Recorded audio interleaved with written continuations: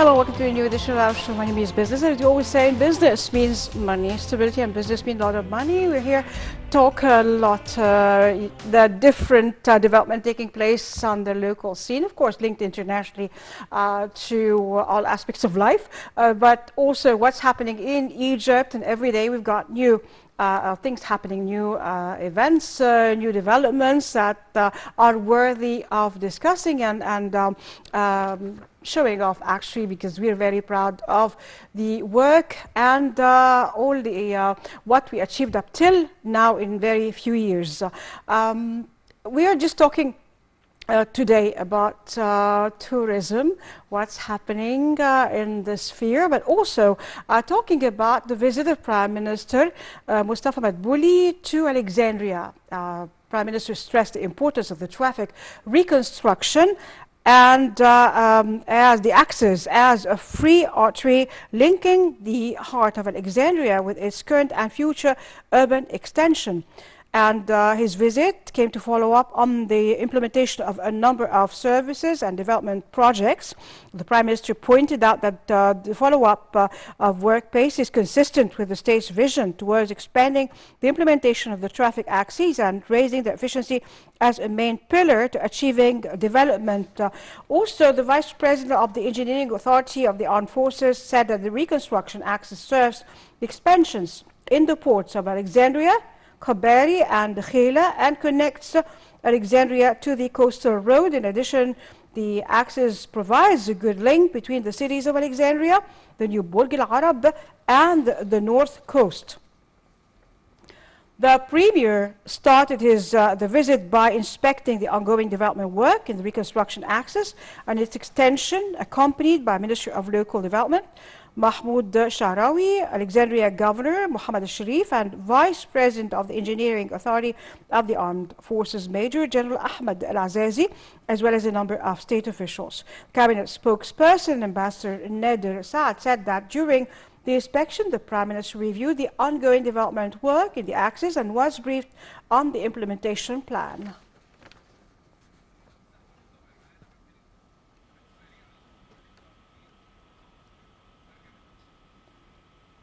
And we've got with us online Engineer Ahmed Al-Daba. Hello, sir. Hello. How are you doing? Good evening. Well, I've got two questions for you. Actually, what we're talking about is the visit of the Prime Minister to Alexandria today and following up on the work of the axes. How important, how significant is that? Okay. So what happened today is very significant in terms of all the renovation projects that are happening actually in all Egypt and specifically in Alexandria. So all of that is giving us perspective of how the country is giving attention to the development projects, especially what is happening in Muntaza today. Yeah. So the visit of Dr. Mustafa Madbouli with Mr. Mahmoud Sha'rawi, the Minister of Local Development, and different people who have visited Alexandria today, focusing on all the development happening in the Muntaza area. So we believe putting enough pressure on this kind of project will bring Alexandria to a different level when it comes to tourism and different aspects. So also, you know, like I've got another question, not only on that. Well, you know, Egypt is very keen on extending power, electricity to Libya. Not only that, and you know, we succeeded in doing that, and also to the other countries. We had a project of linkage, actually, a power grid that links Egypt to Jordan, and to Morocco, to Spain, to the other countries. Now we know also we are, you know, with our relationship, we're just, you know, extending it to Crete, to Cyprus, and then to Greece. And what happened to the old project? This is part of it. And Morocco, of course, is like a barter system. When they have their peak in using electricity, we don't have the peak, so it's like we use from them when they don't have the peak. When we have the peak, they don't use from us. They use from us when we don't have, when they have their peak. They can take from us, and so on and so forth. Yes. So this is one of the very important things in what we call process optimization. So this is out of a box thinking. Definitely, when we're talking about Libya and the innovation project that Egypt is really helping with, and actually we have been doing work with Jordan, with Libya, with neighboring countries in general, with Sudan, with different countries, on constant basis, helping the development of these countries, as Egypt is playing a leading role in the area. But let me put another focus on what's happening really with the state of Cyprus and with Greece and whatever is happening in the exchange project. So let's look at it from a technical perspective. So now the electricity consumption is peak areas, okay, and non-peak areas. So what happens now, we need two different systems, and now we're talking about two different countries, so that it's like one system when they're linked together, one system helping both countries at their peak times. So it's like you're having your glass full at the morning, and at night your glass is not full. So you're getting a full glass at night and leaving your glass at the morning. So that interconnection between systems will help all the joint countries optimizing the electricity. So we will achieve more with the same resources that we're having, only by linking the systems. And I see this is a great vision from the leadership to enable more with less. Well, we had this project, as I mentioned before, in the times of Engineer Maher Abaza, when he was the Minister of Electricity, that, like in Sinai, and they were just, started cutting the mountains and, preparing for the power grid from Sinai to reach Jordan and so on and so forth. Is this the base? Is it, this is part of the project, building on it and now expanding? Yes. So this is part of the major plan of electricity to link between Egypt and Jordan and Egypt and Saudi. Okay, so still this is in progress. It's not yet actually finalized, but we're foreseeing very fast development in finalizing this kind of project because it has already reached an advanced stage. And we are, I believe, months between today and between seeing these projects materialize on the ground. Okay, Engineer Ahmed Daba, thank you very much for being with us. Thank you. And we are going for a short break, after which we'll be back welcoming our guests for tonight and starting our talk. Stay tuned to us, don't go away.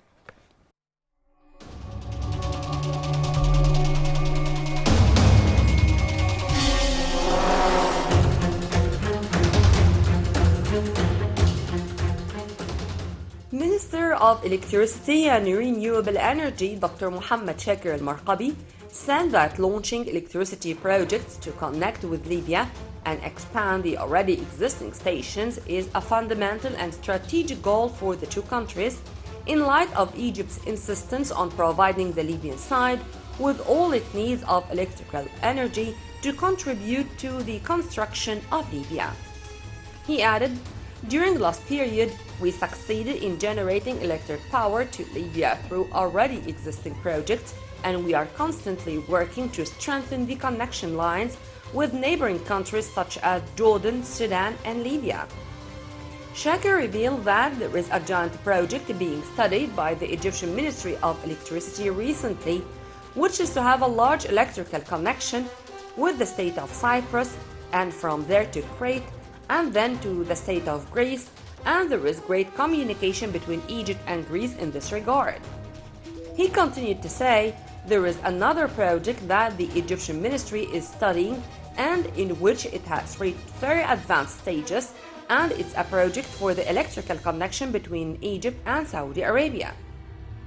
The nature of the project is the exchange of electricity between the two countries during the peak time, when electricity consumption at this time is the most used throughout the day. He explained that studies from the Egyptian side confirmed that the peak time for electricity consumption in the country is approximately at the time of Morocco, while in the Kingdom of Saudi Arabia, the peak time is another time, the best use. The minister concluded his speech by saying that one of the advantages of such a project is saving in additional energies and achieving mutual benefit, pointing out that the idea has been discussed for a long time and the specifications of the project have been put forward to a number of companies and only the final agreement remains to complete the project.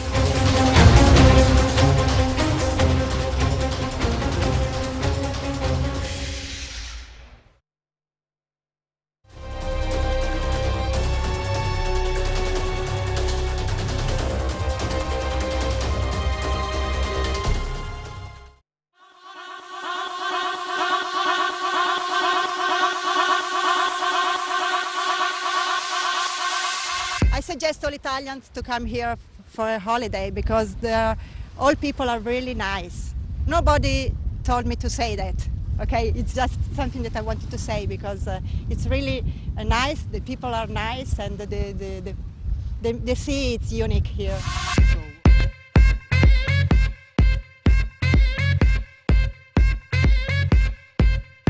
The charm lets you feel like you're home. It's like an island, you know, like a small little paradise inside Egypt. It's extremely safe and you can do whatever you wish. People is nice, people is friendly, and you really feel comfortable. I mean.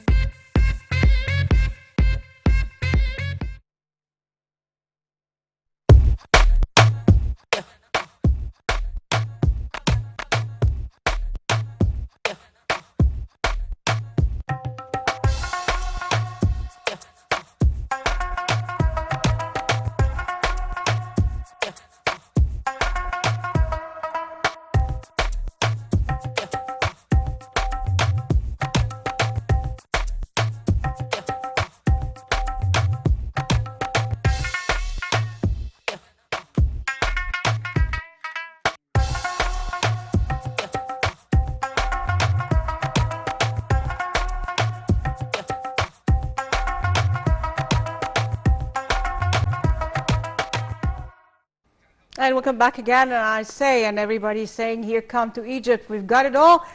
You dream of it, and you name it, will realize your dreams will come true. Well, we have with us here tonight our guest, Mr. Ahmed Badr, tourism expert, is going to fill us on the latest in the tourism sector, what's going on, what's new in the tourism industry, what are we expecting, what is Egypt offering more to its visitors? Well, first, good evening to you and all the audience. Thank you for having me. And It's always a pleasure having you. well, Egypt always is the land of dreams. It's everybody's dream to come to Egypt, as we say. So we always say tourism to Egypt gets sick, but it will never die because everybody wants to come to Egypt. See As we were discussing, even many things. Just, us, you know, we want to go, you know, like we're dreaming of the parts we did not visit that we really want to visit. It's a dream. Yes. Actually, even for the people who are living here. Exactly. We're talking about Siwa. Yeah. So It's a dream. It's my dream. it is. It's Yeah. beautiful. It is beautiful. It's a long drive, but definitely it deserves the. And what about the Maldives? You know, we've seen this, you know, the pictures, the beautiful pictures and of those bungalows on the water, and it looks like Maldives even nicer. Yes, in Siwa they have these salt lakes that you can go and it's like the Dead Sea, but it's in Egypt. It's and I think it's more clear than the Dead Sea. And of course there are many lodges in Siwa. Some of them are known internationally and they're booked throughout the year. It's very expensive, very expensive. Some of them are really nice lodges that many people can afford to go. So definitely this is a destination to go for those who are looking for new things to be done in Egypt for Egyptians and non-Egyptians. I hope, I really hope one day we will have regular flights between Cairo and Siwa, at least twice a week. How many hours does it take by car? It's from Cairo, it's about 800 kilometers. So it takes about 12 hours drive straight. So usually people when they go, talk again about Egyptians or foreigners, They can stay in Marsa they Matruh. stay in one day, one night, and depends. Sometimes they stay in Alexandria, sometimes they observe at one of the hotels along the north coast or Marsa Matruh, just to break the long drive. So if we have flights, I hope just twice a week or 3 times a week. That would be more than enough. Charters, or definitely it should be charters? Charter flights or regular flights. I think regular flights would be okay. There is an airport in Siwa. Okay. We use it for some of our clients we charter flights for them. So the infrastructure is there. Yeah. It just needs a decision to have a flight. So if we do have a flight, I'm sure definitely we'll have more people that will be encouraged to go Definitely. and enjoy it. It's really out of the world. And Out you know, of the apart from world. this, also, you know, I know that there is a time of the year that people go. This is, you know, for health. You know, they just go in the hot sand, or this is, you know, like for the arthritis, and more than that, it's really famous for that. It is. It is. It's famous for that, for healing, for all the monuments. There are some monuments and temples out there. And of course, the famous story about Alexander the Great when he went to Amun Temple in Siwa when he conquered Egypt. He went there to announce himself as a king and as a god. So there are many stories about Siwa and so many historical things and story about the place. They have, I believe it was around, it's September, because September is the dates time. So they have the dates festival each year. It's very cheerful. You go there, it's all about dates, and it's all about the palm trees and the products made out of palm trees. And they have the salt caves where they take the salt trucks and they shape it on different things. It's like statues made out of salt. They have side lamps, they have statues. It's an amazing place. Even the blouse you're wearing today. I was going to talk about exactly. This exactly. is the it's They're it's just taken the from work. exactly. Yeah, you know, even Karl Lagerfeld took one of the classical dresses and the old embroidery of the Siwan embroidery, and he just, you know, brought the dress to a singer, you know, made it into, you know, like the dress, and only a few changes, and he just, you know, attributed to himself. But of course, Egyptians, when they saw that, it's very well known. This is, you know, Egyptian Siwan dress. It is. Definitely. And I haven't seen that, but I guess it was an amazing dress, because the color and the shape of it, I mean, the original one, and with all the colors in it. So if just it just needs somebody a little bit smart to make it haute couture, you And know, it deserves it. All the work, you know, all the dresses they have, and they all are the very work, the handwork. expensive. Exactly. Very And it's expensive even Yes. here. You know, it's like Yes. to do something like Yes. this. It's a privilege to have a piece of it, actually. Exactly. Definitely. It's all handmade. And the so silver, you know, and the old silver, all that. Exactly, definitely. So we have many things. So I hope soon the officials will make us happy and Make it announce- easier, you know, for Make it easier, yes. Yeah, Touri- reachable, as we yeah. said before. Tourism, it's all about make it easy. Yeah. Make it easy for the people to travel, make it easy for the people to go around, make it easy for the people to enjoy. Just put yourself in the tourist shoes, and you will understand what are their needs. So they need easy access to the country, easy access to the sightseeing, easy access to the hotels, easy access traveling around. And at the end, this will all come back to us with many, many benefits. Number one is economy. Definitely. Number two is soft power. Many, many, many things we can benefit out of it. So tourism needs easy environment, needs easy everything. That's it. Well, actually, there were these series called Fantasy Island. So, you know, it's a fantasy, you know, like you can realize your fantasies in Egypt here. So, you know, like in the different place, you know, you dream of it, and we realize it for you here in Egypt, the place you want to go to, and what you want to see, what you want to do, and it will all be realized here. We've got it all. Exactly, exactly. We always say we have everything. It just needs... Make it reachable for the people. Make easier. it reachable, make it easy, make it fun, make it look good, make it a great experience for the Definitely. travelers. Definitely. That's definitely. it. So I was very happy to see a new line of the underground going by the Grand Egyptian Museum and, of course, the pyramids. Yeah. This is something I was really dreaming of many years ago, because if you go to Europe, anywhere in Europe, it's very easy.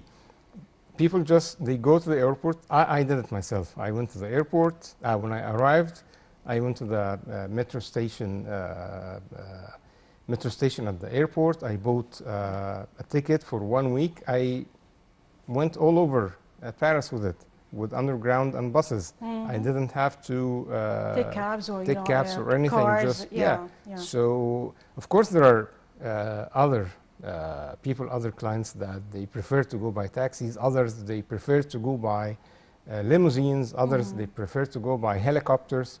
So they are providing everything for everybody. Yeah. So this is the idea. Yeah. So provide everything to everybody. Yeah. There's people who love to go by public transportation, people who love to go by taxis, people who love to go by helicopters. So, okay, no problem. We have it all. Yeah. This is what we need in the future here in Egypt. And especially tourism is Tailoring the needs. and it's after the corona, it's coming back very well, hopefully, inshallah, God's willing. Starting from October, we are waiting for a great season, moved by many facts that during the last year we had many events that put Egypt on the agenda of the tourism, and it reached the top lines of the media worldwide, especially, of course, the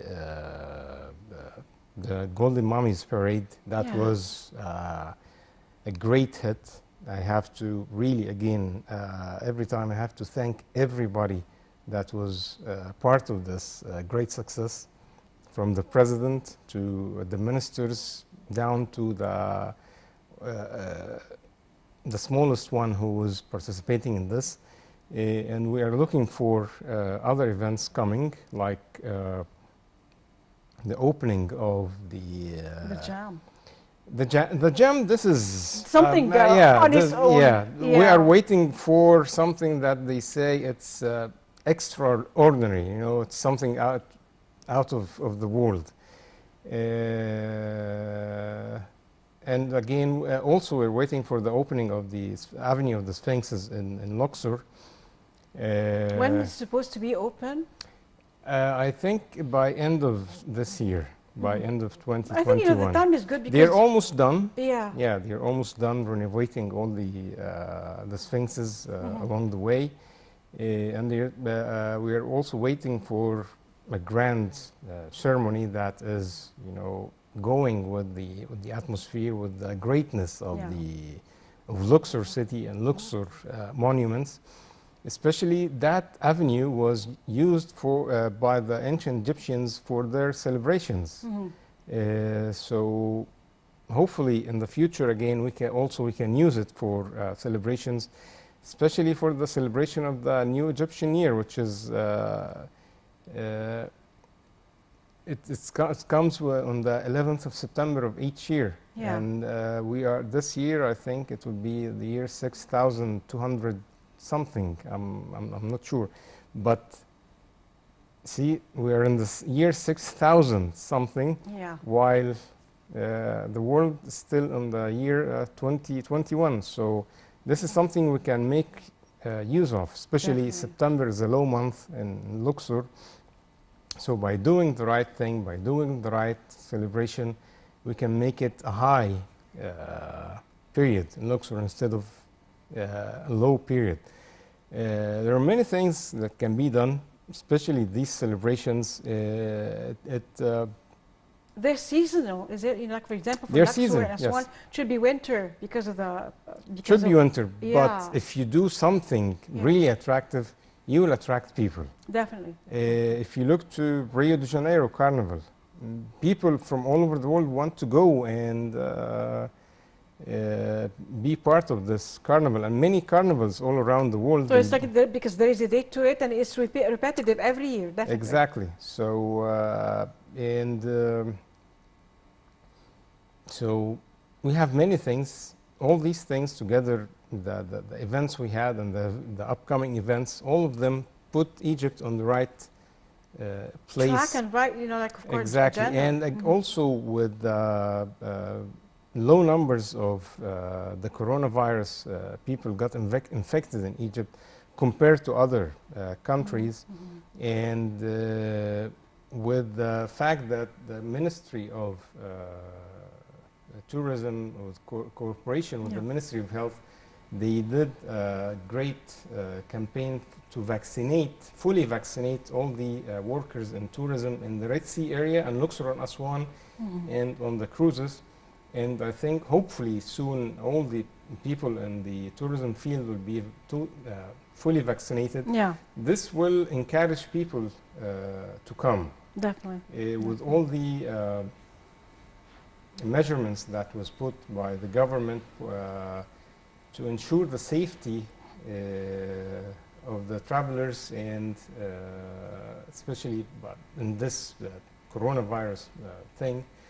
Of course, all these things together, they put us on the right track again. So that's why hopefully starting from next October we'll have the flow of starting the flow of tourists. Come back for the tourism. We'll go for a short break with the report that we have, and we'll come back in a short time. Stay tuned to us, don't go away.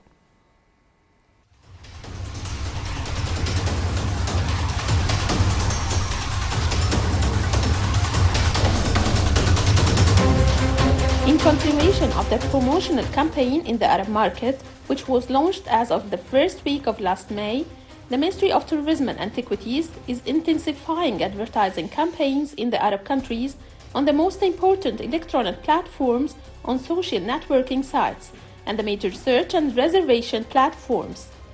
Ahmed Youssef, CEO of the Egyptian General Authority for Tourism Activation, pointed out that in light of the authority's interest in using modern promotional means, in light of the increase in the number of internet users in the world, the authority has replaced the traditional means of promoting the implementation of a digital advertising campaign on the most important social network sites and major Google search engines using advertising content. Attractive, specially produced for the Arab market, which includes short films, written content and video ads. Suzanne Mustafa, Director General of Planning and Follow-up and Head of the International Campaign at the authority, explained that this campaign was launched under the slogan, Egypt calls you, your holiday in Egypt, travel Egypt, and will extend for 2 months, noting that this campaign aims to invite Arab tourists to visit Egypt during the summer vacation season and Eid al-Adha. She added that the campaign aims to bring Egypt back into the minds of Arab tourists and attract them to visit it and focus on shedding light on the unique and diverse Egyptian product. It should be noted that the Arab market is one of the important tourist markets for Egyptian tourism, as it represented more than 20% of the incoming tourist movement to Egypt before the corona pandemic crisis. On the other hand, the meeting of the Board of Directors of the Egyptian General Authority for Tourism Activation, headed by Dr. Khaled Al-Anani, Minister of Tourism and Antiquities, discussed a number of issues related to mechanisms and proposals for promoting tourism to Egypt more in the coming period. Among the topics discussed was the agenda of the internal events and activities of the Ministry of Tourism and Antiquities and those of the various ministries and governorates for the next 3 months, to discuss the possibility of benefiting from them in promoting tourism to Egypt, the possibility of organizing a group of important events and activities throughout the year in a number of different tourist governorates to benefit from the returns in shedding light on the various tourist and archaeological components of Egypt was also discussed.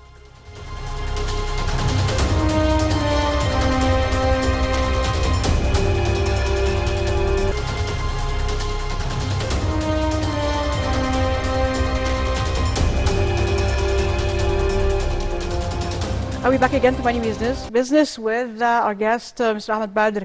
And the new things, in this industry, the latest things happening. We know that the Khufu big ship is going to be transferred in one piece. They won't have to just, tamper with it. It's going to be safe and, going there to the museum, safe and sound, one piece. Yes, that was an engineering miracle, both in assembling the boat back in the 60s and moving it as one piece to the museum. The boat was discovered in middle 1950s, and it was almost 1,200 pieces, more or less, with no blueprints, nothing. So it took the Egyptian engineers and archaeologists 10 years to reassemble it and put it back together again. So imagine how much work that was done in this. It's something similar to moving the temple of Abu Simbel in Abu Simbel and the temples in Nubia, the temple of Abu Simbel, and the most famous one are Abu Simbel and Philae in Aswan. Then now the decision was taken to move the boat to the GEM, to the Grand Egyptian Museum. So there were debates in the past year, I think, about how to move it. Can we just deassemble it and reassemble it again at the museum? And they said no, it will not. It will affect badly the wooden structure of the boat. Especially, it's they say it's a natural. It's made of wood, so it's made out of natural things, and it's becoming a monument. So it's a natural monument. So the decision was taken to move it as one piece. So throughout the process was not just one day. It took several months before. Just the movement took one day. But then it took several months to build something like a chemise around it, to maintain it, and then they brought from abroad special vehicles, special cars, special cage to have the boat inside it. This is really amazing, like this big boat. It is. To be carried and like one piece. This is, miraculous, really. It is, and it's it's a monument. So Yeah. you cannot afford a To scratch. temper with in it, exactly. Yeah, you cannot Exactly. afford a scratch in it. And it was done successfully. There are many people say, why didn't they air it on TV? And well, I think the movement from the pyramid to the Grand Egyptian Museum, which is around 2 or 3 kilometers, took 12 hours. My God. So definitely they will not air it. But I know that they are working on like a film or a documentary about it from the very beginning of the process until they moved it. Yeah, it's in a building, you know, near the pyramids. How did they just get it out of it? How did they open the building, or what did they do in order to transfer the boat? They opened it, the opened part of it, and Yeah. they moved it out. And it's filmed all. So I haven't seen that, but this is the But only. probably it's going to be documented and It and is. it will It come is up. documented. It is documented. Definitely, it is Yeah, documented. yeah. And this kind of documentaries, we can use it for publicity to Egypt. It's Yeah. just you can And to teach, actually. Not exactly obviously to how teach and yeah. to use it and to. I won't say sell it, but just give it to the channels all over the world to air it. This will again have It's a type of National Geographic and what they do. exactly. Yes, exactly. And the great thing is it was done 100% Egyptians. Definitely. So this is something that again makes us feel proud. Yeah. So it was done totally by Egyptians. The second boat, I think it will be done the same. It will be moved to the Grand Egyptian Museum, which we hope it will be open soon. Nobody knows yet when, but I think it will be next year. I think so. Next year, hopefully the pandemic will be over and things will be totally safe for all the guests of Egypt to come and witness this grand opening. I think it will be even better than 1,000 Nights and Night. Yeah, definitely. Yeah. Well, actually, you know, like everybody's waiting, has been and still waiting for the grand opening, and with the Grand Museum, the gem that is a gem and a gift to the world. You know, like having the big boat, another boat, and the colossal statues. But how big is the museum? I haven't visited it yet, but some have. But how big is the museum? The jam. It's huge. It's the biggest museum in the world that is dedicated to one civilization. It will show the entire collection of King Tut, 5,000 pieces plus, Wow. besides other statues and other pieces, but the highlight will be King Tut. And it's just not the size. The Egyptian engineers, who are the grandsons and granddaughters of the ancient Egyptian engineers, who made the sun alignment on the face of King Ramses in his temple in Abu Simbel. They redone the same thing with his statue here at the gym, his colossal statue. They did the same thing, so the sun will align on his face twice a year. On the Amazing. So it's not just a big museum or a big building. No, there is the details in the building. It's amazing. When you go out, if you go by the museum, you will find the outer walls that with big cartouches. You know, cartouche is the names of the kings and queens. Names of the kings, just names of the kings only. Oh, okay. That's it. So no gods, no commoners, no queens, just the name of the king.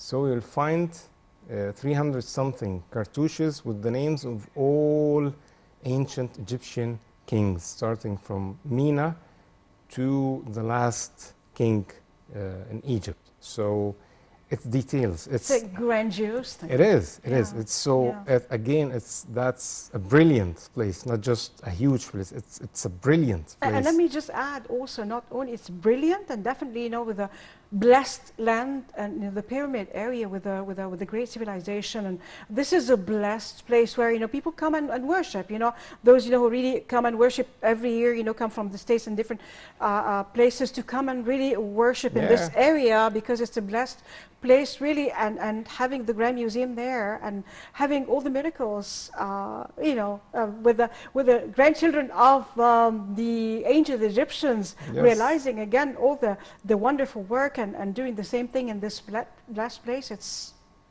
grandiose. Exactly. So we'll have the ancient miracles and the modern miracles. Yeah. They come together.